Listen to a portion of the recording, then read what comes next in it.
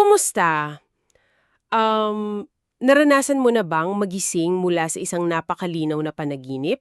Yung tipong pawis na pawis ka tapos ramdam mo pa yung bilis ng tibok ng puso mo? Oo, yung parang totoo talaga tapos mapapaisip ka na lang bigla ng, teka may malalim bang ibig sabihin ito? Eksakto.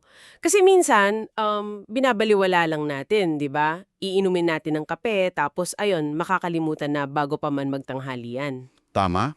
Pero paano kung ang bawat panaginip mo, bawat ordinaryong bagay na makita mo paggising, may nakatagong mensahe pala mula sa kalungitan? Parang medyo mabigat na claim yan ha. Oo, grabe. Paano kung sabihin ko sa'yo na ang isang ordinaryong vacuum cleaner o kaya ang isang walang lamang bote ng beer ay nagtataglay pala ng mga sagradong sekreto? Nakakaintriga yan kasi kadalasan hinihiwalay natin yung spiritualidad sa mga pang-araw-araw na bagay natin, di ba? Correct? Pero sa malalibang talakayang ito, papasok tayo sa isang mundo kung saan yung linyang naghihiwalay sa banal at sa ordinaryo ay, tuluyang nabura. At saan natin kukunin yung impormasyon na yan? Bale ang mga pangunahing batayan natin ngayon ay ang mga transcript mula sa mga Zoom meetings at mga detayadong Facebook post ng isang lalaking nagngangalang Narciso Olalo. Oo, nabasa ko nga yung mga posts niya. Isinalaysay niya rito yung mga nakakabiglang pananginip niya at ang kanyang mismong pakikipag-usap sa Diyos. At alam mo ba kung ano yung pinaka-catchy dito? Ano yun? Tinatawag niya si Jesus Christ na kanyang best friend. Best friend? Wow! Ang ganda ng framing na iyon. Napaka-casual pero parang napaka-intimate din. Oo, para bang magtropa lang sila. Bago tayo tuluyang sumisid sa isipan ni Ulalo, ilatag muna natin ang rules of engagement natin. Para sa iyo na nakikinig ngayon, gusto naming linawin na hindi tayo nandito para humusga. Tama, napakahalaga niyan. Hindi natin misyon ang patunayan o pabulaan ng mga paniniwala ni Olalo o kaya questionin ang aral ng anumang relihiyon. Walang ganun dito. Walang ganon. Ang talagang sasagutin natin ay kung paano ba bumubuo ang isang tao ng sarili niyang realidad. Yung tipong siya ang pangunahing karakter sa isang banal na misyon. Susuriin natin kung paano gumagana yung proseso ng pagbibigay kahulugan sa utak ng tao at bakit napaka-epektibo ng ganitong estilo para makuha niya ang buong atensyon at debosyon ng mga tagapakinig niya. Titignan natin ito bilang isang masterclass sa pagbuo ng naratibo at teolohiya. Tatalakayin natin yung tatlong magkakasunod na panaginip niya. Ito yung nangyari noong Mayo 27, 29 at 30, di ba? Taong 2025. Natin kung paano nag-escalate yung kwento mula sa pagtatanggol laban sa mga kaaway, tapos sa pagharap sa kamatayan, hanggang sa paghanap ng pambili ng beer. Kaya i-fasten mo na ang seatbelt mo dahil sa biyaheng ito, ang mga mamahaling SUV at makabagong teknolohiya ay magiging mga makapangyarihang simbolo. Simulan natin sa unang panaginip. Mayo 27. Sige, ilatag natin ang eksena. Naglalakad daw si Ulelo malapit sa isang simbahan. Tapos biglang may sumusunod sa kanyang isang itim na mamahaling SUV. Nakaramdam siya ng matinding kaba dyan. Oo, ramdam mo yung tension sa kwento niya. May hawak daw siyang 2 notebook, tapos nakarinig siya ng boses, yung boses ng Diyos, na nagsabing mga pari daw ang sumusunod sa kanya at baka sagasaan siya. Grabe, parang pelikula. Sa sobrang takot niya, inihagis niya yung 2 notebook sa ibabaw ng bakod ng simbahan, umakyat siya at tumalon patakas. At pagtalon niya sa labas, medyo humupa yung tensyon. May nakausap siyang lalaki malapit sa gate ng compound. Tinanong niya tungkol sa notebooks, di ba? Oo, tinanong ni Olalo kung nakita ba nito yung 2 notebook na inahagis niya. Ang sagot ng lalaki, naibigay na raw niya kay Father Kumar o Kumar. Ah, Father Kumar. Tapos? Tapos, nang sumilip si Olalo sa loob ng compound ng simbahan, nakita niya uli yung pamilyar na itim na SUV. At doon na siya nagising. Alam mo, habang kinukwento mo yan, ang pumapasok sa isip ko ay isang eksena mula sa isang spiritual spy thriller. O nga, spy thriller talaga. Parang siya yung bida na may hawak na mga top secret na dokumento, tapos ang kalaban niya ay yung mga malalaking makapangyariing institusyon ng reliyon. Gets ko yung comparison. Pero, ang tanong, paano ba binigyan ng kahulugan ni Ulalo ang mga detalyeng ito? Kasi hindi naman pwedeng literal na nagtatago lang siya sa mga pare araw-araw, di ba? Diyan nagiging malikhain ang pag-iisip niya. Ayon sa sariling interpretasyon ni Olalo, yung itim na mamahaling SUV ay isang direktang representasyon ng mga pare at pastor. Bakit itim at mamahalin? Itim kasi galit na galit daw ang mga ito sa kanya. At mamahalin dahil sumisimbolo ito sa yaman at kapangyarihan ng mga institusyon kinabibilangan nila. Ah, okay. Makes sense sa framework niya. Bakit daw sila galit?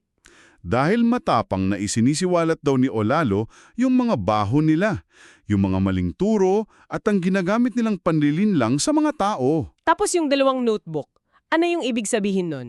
Yun daw ay sumisimbolo sa kanyang mga Facebook at YouTube live broadcasts. Wait, teka lang. Let me process that. Kung ang dalawang notebook ay ang Facebook at YouTube niya, Oo, tapos inahis niya at napunta sa mga kamay ni Father Kumar dahil sa isang lalaki, tama. huwag mong sabihing ito yung paraan ng isip niya para sabihing may mga spies o mga tagapakinig na nagre-report sa kanya sa simbahan. Nakuha mo. Ibig sabihin daw niyan, may mga tao na nanonood ng kanyang mga live stream, kumukuha ng impormasyon at isinusumbong ang mga sinasabi niya sa mga pare. Wow! Sila yung nagbubukas ng kanyang Facebook at YouTube para i-report siya sa otoridad ng simbahan. Ang nakaka-intriga rito para sa akin, bakit kaya pinili ng isip niya na gumamit ng notebook bilang simbolo ng Facebook at YouTube? Magandang tanong yan. Kung titingnan natin, hindi ba ipinapakita nito kung paano sinusubukan ng ating utak na isalin ang makabagong teknolohiya sa mga tradisyonal at pisikal na bagay kapag tayo ay nananaginip? Oo, parang naghahanap ng physical na katumbas. Kasi ang notebook ay yung lumang imbakan ng informasyon, kaya ito yung naging panumbas niya sa social media. Magandang punto yan. Ang utak natin ay laging naghahanap ng mga pamilyar at physical na hugis para i-represent yung mga abstraktong digital na konsepto sa ating subconscious. Oo nga naman. Pero kung iko-konekta natin ito sa mas malaking larawan, makikita natin kung bakit napakahalaga ng panaginip na ito. Ito ay tungkol sa pagtatatag ng kanyang otoridad. Paanong otoridad? Kung ikaw ay isang propeta o may dalang mensahe mula sa Diyos, kailangan mo ng isang malakas na kalaban. Kailangan mo ng Goliath sa iyong David. At para kay Ulalo, ang Goliath na ito ay ang establishmento ng relihiyon. Kaya pala, meron din siyang kwento tungkol sa isang Father COVID, tama ba? Parang pampalakas palalo ng narrative niya na kinatatakutan siya ng mga institusyon. Oo, nabanggit niya yan. Ikinuwento ni Ulalo na mismong si Father COVID daw ay umamin sa kanya na naingit ng matindi ang mga pari. Naiinggit? Bakit naman? Dahil kay Ulalo raw, ibinigay ng Diyos ang tinatawag niyang power of mind para magligtas ng tao. Ayon sa kwento niya, nangarap daw ang mga pare na magkaroon ng ganitong kapangyarihan pero hindi sa kanila napunta. Ah, kaya feeling niya pinupuntirya siya. Eksakto. Ang paniwala ni Olalo, kaya gusto siyang burahin sa landas ng mga pari gamit yung SUV na yon, ay dahil kapag nalaman ng mga tao ang buong katotohanan na dala niya, mawawalan ng tagasunod ang mga simbahan. Hindi na magbibigay ng donasyon ang mga tao. At magugutom ang mga pari. 15 taon na raw siyang ginagamit ng Diyos at wala pang paring nakapagpapatunayan sa kanya. At para patulayan na nasa kanya ang katotohanan, idiniin niya na sa kabila ng banta ng mamahaling SUV, hindi siya natatakot. Wala daw siyang bodyguard. Normal lang ang pamumuhay niya. Walang bakod ang bahay niya. Para sa kanya at sa mga followers niya, ito yung ultimong patunay na protektado siya ng Diyos. Tama. Pero alam mo, mula sa pagtatanggol ng kanyang autoridad laban sa mga panlabas na banta tulad ng mga pare, biglang kumambyo ang naratibo ng panaginip niya. Oo, nag-iba yung tono. Pagkalipas lang ng 2 araw, humarap siya sa pinakamabigat at pinakapersonal na panloob nating lahat, ang sakit at ang kamatayan. At dito tayo papasok sa panaginip niya noong Mayo 29 na siyang pinakamahaba, pinakadetalyado at sa totoo lang pinakamabigat na mensahe sa tatlong ito. Sige, buuin natin ang eksena para sa nakikinig. Nasa Camiguin daw sila ni Jesus na alam natin ay ang lugar kung saan ipinanganak si Ulalo. Tapos sabi ng best friend niyang, si Jesus, alis tayo, pupunta tayong Cagayan de Oro. Sumakay daw sila sa isang malapad na bangkang yari sa aluminium. Ramdam daw ni Olalo na maalon ng dagat dahil panahon ng habagat, pero hindi siya natakot. Kasi sanay na sanay siya sa dagat, di ba? Oo, pero heto ang twist. Habang nasa bangka, nakita niya sa isang gilid ang isang maitim na lalaki. Pagtingin niya ng maayos, kakilala pala niya, si Canor, Klima. Tapos, hindi niya muna ito pinansin sa simula. Tama. Pagdating nila sa Cagayan de Oro, biglang nag-iba ang paligid tulad ng madalas mangyari sa mga panaginip natin. Biglang may bit-bit na pantabas ng damo o grass cutter si Jesus. Yung grass cutter talaga Oo. Si Canor naman, na maitim pa rin ang hitsura, ay may dalang vacuum cleaner. Vacuum cleaner naman. At ang nakita ni Ampulalo, nagba-vacuum si Canor ng putik na may halong bagong semento sa ilalim ng isang malaking gusaling may patong-patong na kwarto. Weird. Maya-maya, nang pabalik na sila mula sa CDO papuntang Camiguin, biglang naglaho si Canor. Ang naiwan lang sa pwesto niya ay 2 sako na hindi na gaanong maitim. Tapos may pinabuhat sa kanya, di ba? Oo, may kinuha si Jesus na napakabigat na bagay na mukhang malaking loaf bread at ipinabuhat ito kay Olalo pauwi. Wait, habang ninedetalye mo yan, kusang nabubuo sa isip ko. Tatawid sila sa tubig na maalon papunta sa kabilang isla, may nagaayos ng semento at mga patong-patong na kwarto na parang sementeryo. Oo, parang nitso. Tapos may naiwang mabigat na parang loaf bread na imposibleng tinapay lang sa bigat. Imbes na bangkero ang kasama niya sa pagtawid ay si Jesus. Parang pamilyar itong kwento na to. Saan mo naiisip na galing? Ito yung sa Greek mythology, 'di ba? Yung tatawid ka sa river Styx papunta sa kabilang buhay, pero ginawa niyang modern and surreal. Imbes na sumasagwan, may pantabas ng damo at vacuum cleaner. Napakagandang analohiya niyan, yung makabagong river Styx. Surreal nga pakinggan, pero para kay Olalo, ang bawat kakatuwang detalye dyan ay may eksaktong katumbas sa realidad ng buhay at kamatayan. Paano nangyari yun? Dito papasok yung makapanindig balahibong timeline ng mga pangyayari. Kailangan nating himayin ito dahil ito ang nagbibigay ng matinding bigat sa kwento niya. Oo, nabasa ko to sa notes natin at medyo napanganga ako rito. Paki-explain na to ng mabuti para sa atin. Makinig kang mabuti. Nagising si Olalo ng 1:00 ng madaling araw para umihi. Tulad ng nakagawian niya, binuksan niya ang kanyang computer para i-type agad ang kanyang panaginip para hindi niya makalimutan. Okay, standard practice na yan. Pagkatapos niyang mag-type, eksaktong pumasok ang isang chat message sa Facebook niya mula sa isang nangangalang Nang Saryo. Ano yung message? Patay na daw si Canor. Namatay daw ito ng 10:00 ng gabi. Teka, lang papas tayo dyan. Kung 10:00 ng gabi namatay si Canor, bakit 1:00 ng madaling araw nagising si Olalo at saka pa lang niya na-receive yung message? Diyan papasok yung teknikalidad ng time zones na ipinaliwanag mismo ni Olalo. Nakatira kasi si Olalo sa Australia, advance sila ng ilang oras kumpara sa Pilipinas. Oo nga pala. Ayon sa kanya, natulog siya bandang 9:00 o 8:00 ng gabi sa oras ng Australia. Ibig sabihin, mga 6:00 pa lang ng gabi sa Pilipinas noon. Tapos, 10:00 namatay sa Pilipinas. Kaya ang argument niya, buhay pa si Canor sa Pilipinas nang magsimulang matulog at mananikip si Olalo sa Australia. Grabe yung timeline. Para kay Olalo, ito ang hindi matatawarang patunay na ang kaluluwa ni Canor ay naglalakbay na kasama nila sa panaginip bago pa man ito tuluyang malagutan ng hininga sa totoong buhay. Okay, kung nakikinig ka ngayon, siguro naiisip mo rin na, ang galing naman ng timing, parang totoo nga, at hindi ka nag-iisa. Ganitong-ganito ang epekto niyan sa mga followers niya. Oo, nakakakumbinsi talaga kapag may oras na kasama. Pero bilang critical thinkers, kailangan din natin itong i-push back ng kaunti. Sobrang convenient naman yata ng time zone difference na yan.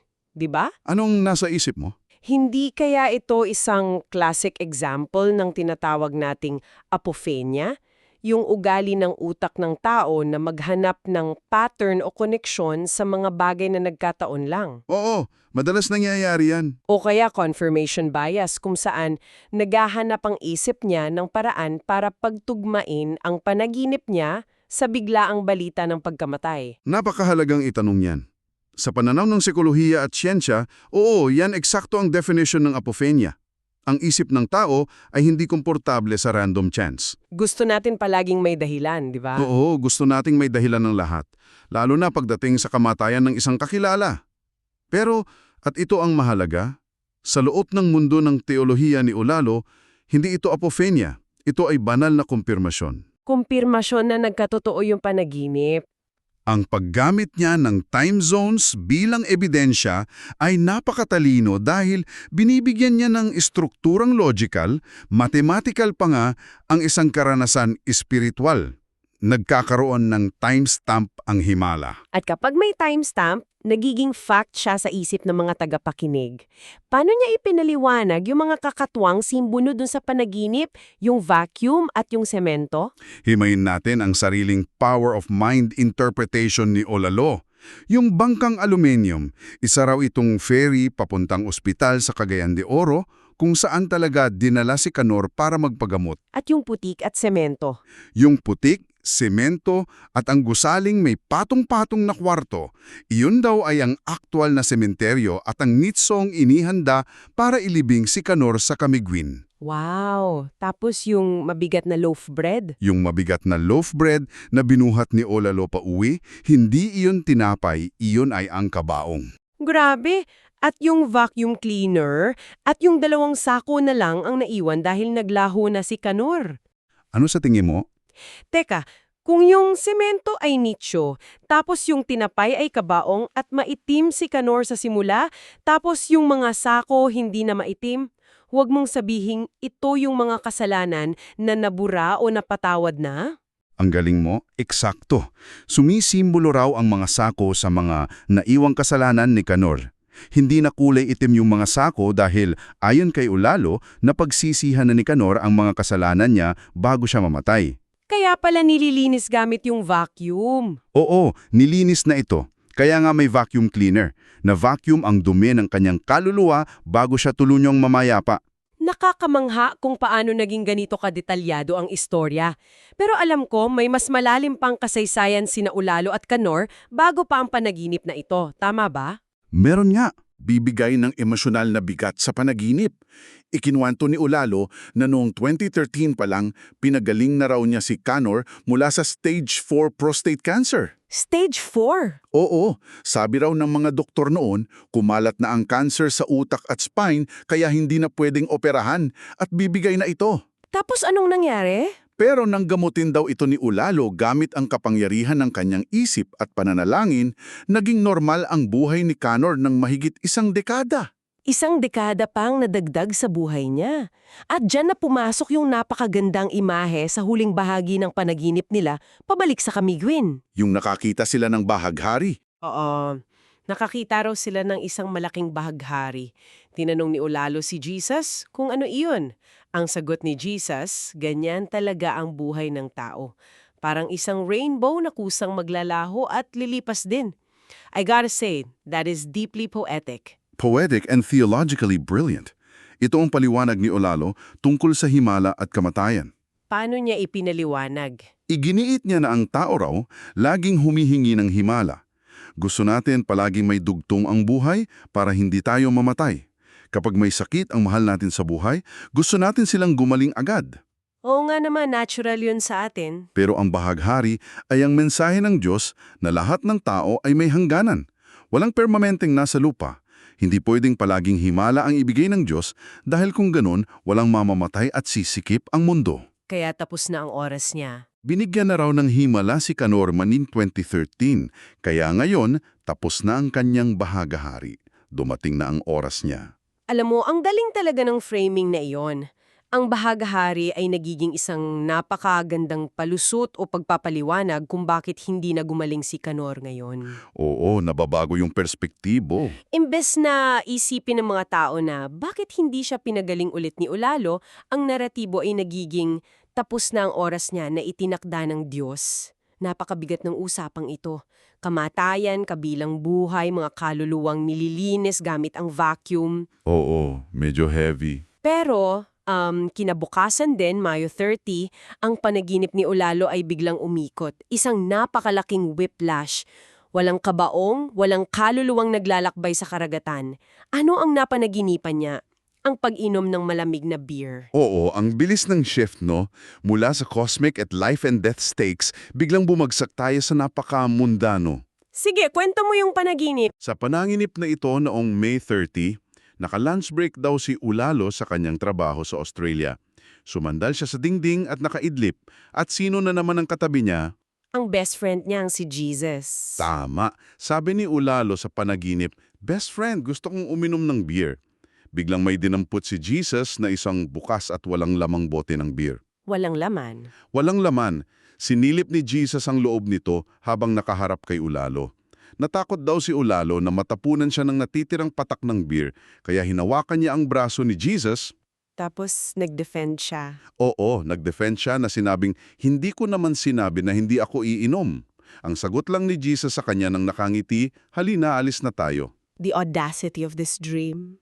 Ang panaginip na ito ay para bang inilagay ang Diyos sa posisyon ng isang practical na tropa o accountant? Oo, yung parang nag-check ng budget mo. Para siyang kaibigan na sumisilip sa pitaka mo bago kayo pumasok sa bar at nagsasabing, "Sige, mag-inom tayo, pero sagot mo ba?"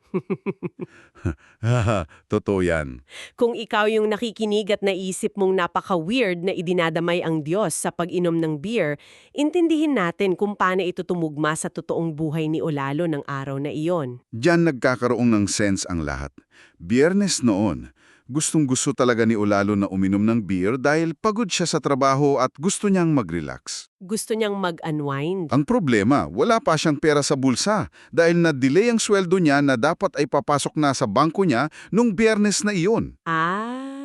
So the empty bottle is the empty bank account. Tumpak.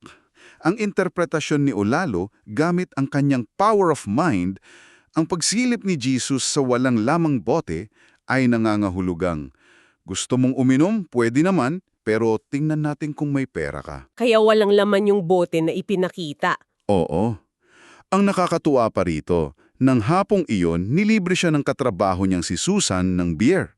Kaya nakainom pa rin siya kahit wala pa yung sweldo niya. I love how everyday this is. Ang nakakabilib dito, nagamit niya ang isang sagradong mensahe mula kay Jesus para ipaliwanag ang napaka-ordinaryo at nakakainis na delay sa sweldo at ang swerte ng panlibre ng katrabaho. Oo, napaka-relatable. Kung titingnan natin ito analytically, kapag ginagawang ganito ka-ordinaryo at personal ang mga banal na mensahe, sa tingin mo ba nawawala ang pagkasagrado nito o nagiging mas malapit lang ito sa mga tao? Sa konteksto ng kanyang mga followers, siguradong mas lalo itong nagiging malapit sa kanila. Ito ang pinakamahalagang punto sa teolohiya ni Olalo, ang paliwanag niya kung paano nakikipag-usap ang Diyos. Hindi direct, di ba? Ano sa kanya? Hindi direktang sumasagot ang Diyos. Hindi siya magte-text ng, "Wala kang pera sa bangko." Palaging gumagamit ang Diyos ng mga parabola o talinghaga. Ginamit niya yung bote. Ipinapakita niya ito sa pamamagitan ng visual cues, tulad ng pagsilip sa walang lamang bote ng beer. At ito ang brilliant move. Iinidini ni Ulalo na dahil sa kanyang power of mind, siya lang ang may kakayahang i-analyze at basahin ang mga nakatagong kahulugang ito mula sa mga ordinaryong bagay. Boom! Diyan niya siniliwhan ng otoridad niya. Ikinumpara pa nga niya ito sa mga literal na turo ng ibang relihiyon, di ba? Oo, na-compare siya. Sabi niya, ang ibang relihiyon ay iisa lang ang kahulugan ng mga itinuturo, kaya literal. Pero sa kanya, paiba-iba, masalimuot, at kailangang himayin ng mabuti. At sino lang ang pwedeng maghimay? Siya lang. Siya lang. The power of mind is essentially his exclusive decoder ring para sa realidad. Kung gusto mong malaman kung ano ang sinasabi ng Diyos sa buhay mo, kailangan mo si Olalo para i-decode ito. Eksakto. Sa pamamagitan ng pag-decode niya sa mga parabolang ito, maging ito man ay tungkol sa kamatayan ng isang kaibigan o sa pagnanais na uminom ng beer, pinatutunayan niya sa kanyang audience na mayroon siyang espesyal, direkta at patuloy na koneksyon sa espiritualidad. Nagiging banal pati yung pag-inom ng beer. Nagagawang banal ang pang-araw-araw na karanasan. At kapag naniwala ka doon, ang buong mundo mo ay magiging isang malaking canvas ng mga mensahe ng Diyos. At si Ulalo ang iyong guide. Okay, let's unpack this and bring it all together. Ano ba talaga ang babaunin natin mula sa pagsisid nating ito sa mga panaginip ni Narciso o Lalo? Marami tayong pwedeng pulutin dito. Nakita natin kung paano siya naghahabi ng isang napakakomplikado at buhay na mundo mula sa kanyang sariling isipan. Pinagsama niya ang matinding banta at konspirasi, yung mga pari na naiinggit daw sa kanya, at ang nagbabantang itim na SUV. Tapos dinugtong niya pa sa mas malalalim na bagay. Oo, idinidugtong niya ito sa malalalim at philosophical na misteryo ng kamatayan, gamit ang napakagandang metafora ng bahagriin na naglalaho, ang makinarya ng pagbakyum ng mga kasalanan at yung kabaong. At hindi doon nagtatapos. At pagkatapos, sa isang iglap, ibinababa niya ang realidad ng Diyos sa mga napakasimpleng aspeto ng araw-araw na buhay natin. Yung pagka-delay ng sweldo sa bangko at ang simpleng pagkauhaw sa beer sa isang Biyernes. At bakit ito mahalaga sa'yo na naikinig? Bakit natin ito pinag-uusapan ng ganito kalalim? Oo nga, bakit ba? Dahil ipinapakita nito kung paano gumagana ang paniniwala ng mismong tao. Tayong lahat, kahit gaano pa tayo ka-logical, ay palaging naghahanap ng kahulugan sa mga nagkataong pangyayari o coincidences sa ating buhay. Totoo yan. Kapag may nangyaring masama, tinatanong natin, bakit kaya nangyari ito sa akin?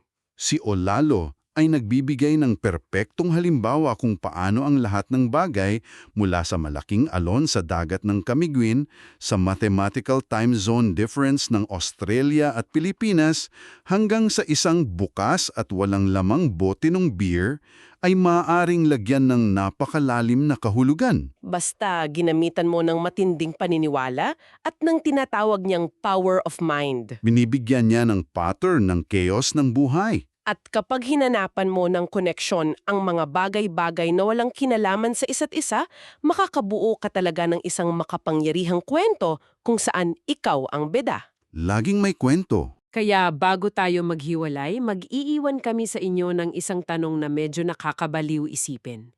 Subukan mong balikan ang huli mong naging panaginip kagabi, kahit gaano pa iyon ka-weirdo, kagulo o kasimple. Ano kaya ang ibig sabihin nun, di ba? Kung gagamitin mo ang pamamaraan ng pagsusuri na ginagawa ni Olalo, kung hahanapan mo ng malalim na kahulugan ang bawat ordinaryong bagay na nakita mo doon at ipipilit mong ikonekta ito sa mga eksaktong nangyayari sa buhay mo ngayon mismo, anong klasing dakilang kwento kaya ang mabubuo mo? Baka magulat ka sa resulta. Anong sagradong misyon kaya ang ginagampanan mo nang hindi mo namamalayan? Paalala lang na habang ginagawa nyo yon, palaging mag-isip ng kritikal. Buksan ang isipan sa iba't ibang pananaw, obserbahan kung paano natin niloloko o kinukumbinse ang ating sariling mga utak. Hanap ng kahulugan kahit sa pinakasimpleng bagay na nakikita mo sa paligid mo. Baka mamaya pagtingin mo sa kafe mo ngayong umaga, may nakatagong mensahe na pala yan tungkol sa kapalaran mo mamayang hapon? Siguraduhin mo lang na hindi walang laman yung tasa mo. Hahaha. Maraming salamat sa pagsama sa malalimang talakayang ito. Hanggang sa muli nating pagsisid sa mga nakakabigahaning kwento ng isip ng tao.